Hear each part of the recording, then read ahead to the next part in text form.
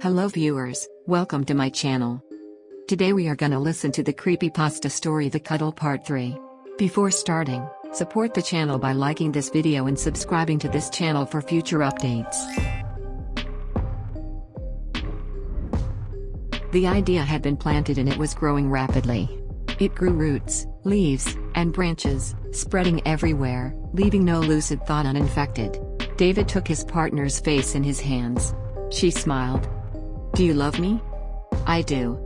He kissed her then, for the first time in months. She threw her arms around his neck, trying to deepen the kiss, but always letting him be the one in control. "How much do you love me?" "There is nothing and nobody I love more than you." Of course, there wasn't. Good. David reached behind himself and took one of the biggest shards he could find splattered on the carpet. He should have thought about doing this years ago. Devin looked at the shard but said nothing. "If you really love me, you're going to stay still and be quiet until I'm done. Understand?" Devin raised her big brown eyes at him.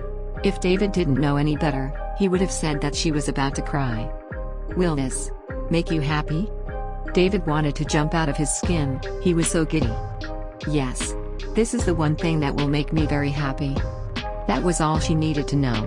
Devin leaned against the wall, let her hands drop to her sides and head low on her left shoulder. Robot or not, she didn't want to see what David was about to do to her. David situated himself between her legs and started working through the fabric of her blouse and undershirt.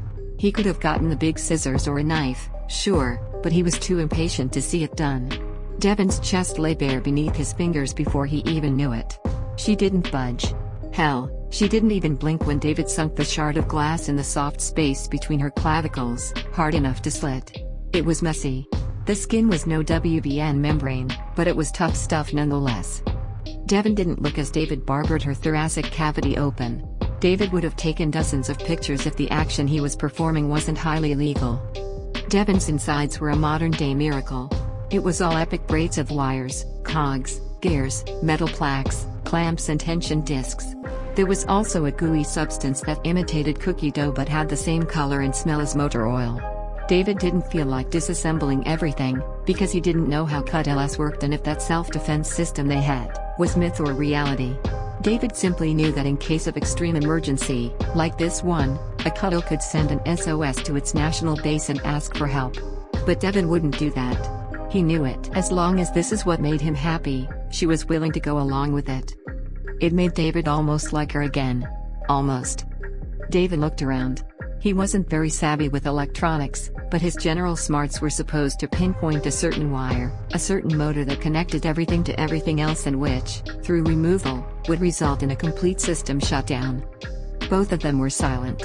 David had nothing left to say to her, and Devin, even though she was an android, knew all too well that her end was near. He'll shut her off and hide her somewhere beneath the floorboards of his cellar. Friends will ask questions and the day he'll be found out will probably come along too, but he'll deal with that when the time is due. Right now, he has a CuddL to kill. Something was off. David could have missed it, but the more he stared into Devin's open chest, the clearer it became. The wires were moving rhythmically. David thought it was probably just the electric energy that was still running through her, but as he looked closer he realized that that was not it. Behind the wires crisscrossing in the middle of her chest, was something that looked like a plastic bag. With probably useless care, David moved the wires to the side for a better look. That's when Devin winced slightly and David understood why. Oh, my fucking god. In the middle of her chest, sealed to protect it from the rest of the device, was a beating heart. A beating human heart. That heart was the core of the entire finite network that was Devin. It was what closed the circuit system. The heart was perforated in 3 places by hoses, and there was no doubt in David's mind that one of those was, somehow, connected to the AC power cord attached to Devin's back. It was an extraordinary piece of work. He should have known that there had to be something human about these machines, but fascinated as he was, it was nowhere near enough to deter him from his goal. It was all too simple. He knew what needed to be done to get it over with. David let the shard drop next to Devin's leg and reached behind himself in search of the bottleneck. It was perfect. One powerful stroke with the broken side and it would all be over. He welcomed the loneliness that was to come. He welcomed the sweet high that was to be freedom. What the? He wouldn't have seen it if he impaled her heart straight away. There was something attached to the heart, piercing through the transparent film somewhere at the base of one of the hoses. David leaned in for a closer look. It was tiny and difficult to read, but David recognized what it was. It was a switch. The side it was switched to said Devin in cheap letter stickers. The other side had a tiny piece of metal with 1056. B engraved on it. David had the bottleneck set in position. His left hand was encircled around it and the palm of his right hand was resting against the mouth, just waiting to hammer the glass into the kernel of Devin's existence. Suddenly, the idea that had planted itself into David's head stopped its expansion and shrunk just enough to let other tiny ideas slip through. There was a switch within Devin. Devin, as he knew her, had been activated by the flip of a switch. And that's when it occurred to David that everything he hated about Devin, everything he had come to deeply and truly loathe about his partner, were the exact same features he had chosen her for. He had to wonder, was this a saving grace? The other side of the switch was neither bare, nor did it say off, but was rather a carefully crafted piece of metal which, compared to Devin's poorly attached letters, bore the promise of a new personality, new temper, new anything. Was this a second chance for them? Could he actually wipe away the presettings he had once believed in? If he could just reset her, start fresh, could he learn to love her and live with it? He said so himself before, he'd be happy if Devin would either disappear or become anybody else. That did it. David flipped the switch. Ouch. The small electric discharge pinched David's thumb. Devin's heart picked up the pace and her hands began to twitch. Then came the plethora of various micro-expressions, expressions that had been nothing short of foreign to her face for the past 9 years. David was ecstatic. Devin?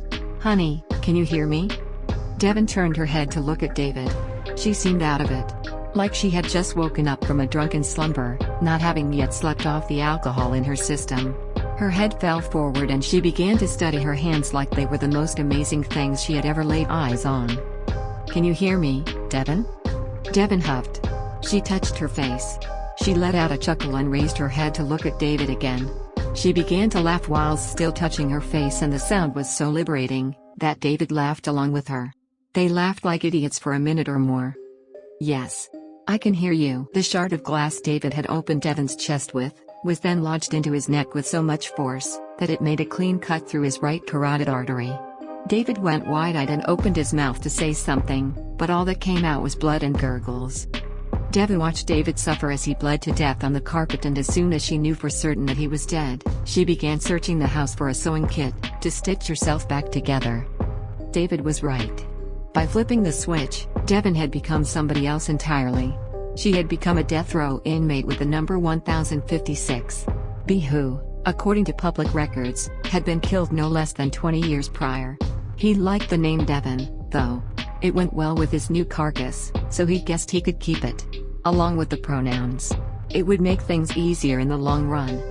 After patching herself up, getting dressed and packing her bags, Devin grabbed David's car keys and gave him one last look before leaving their home of 9 years forever.